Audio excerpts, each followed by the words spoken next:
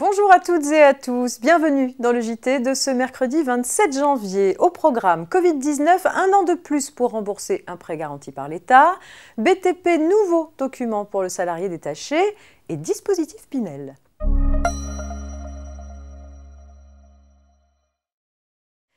Parmi les annonces du ministre de l'Économie le 14 janvier dernier concernant les aides aux entreprises, une évolution concerne le dispositif des prêts garantis par l'État, les PGE. Rappelons que ce dispositif permet de soutenir la trésorerie des entreprises en leur accordant la garantie de l'État sur leurs nouveaux prêts bancaires à hauteur de 70% pour les TPE-PME. Dans la conception initiale du prêt garanti par l'État, aucun remboursement ne pouvait être exigé la première année. Or, les banques auraient accepté de reporter d'1 an supplémentaire le remboursement. Ainsi, une entreprise ayant contracté un prêt garanti par l'État en mars 2020, par exemple, ne serait finalement pas obligée de commencer à rembourser en mars 2021, mais seulement en mars 2022. Le différé de remboursement serait de droit pour toutes les entreprises, quelle que soit leur activité et leur taille. Celles qui souhaitent en bénéficier doivent s'adresser directement à la banque qui a octroyé le crédit.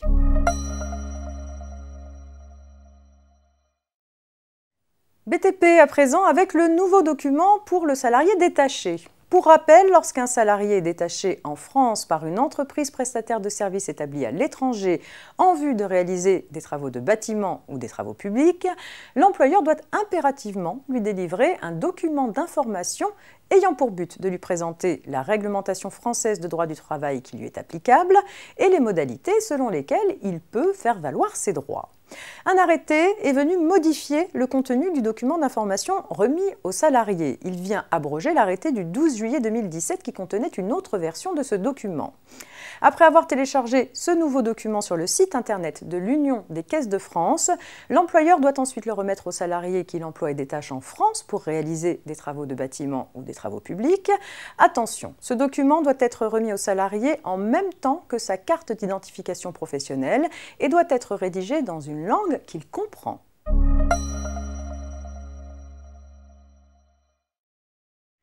Dans le cadre de la loi de finances pour 2021, le dispositif Pinel dédié aux investissements locatifs intermédiaires a été prorogé jusqu'au 31 décembre 2024, les taux de la réduction d'impôt étant toutefois revus à la baisse de manière progressive en 2023 et 2024. Par ailleurs, des clarifications ont été apportées concernant le recentrage de cet avantage fiscal sur les seuls bâtiments d'habitation collective pour les investissements réalisés à compter du 1er janvier 2021.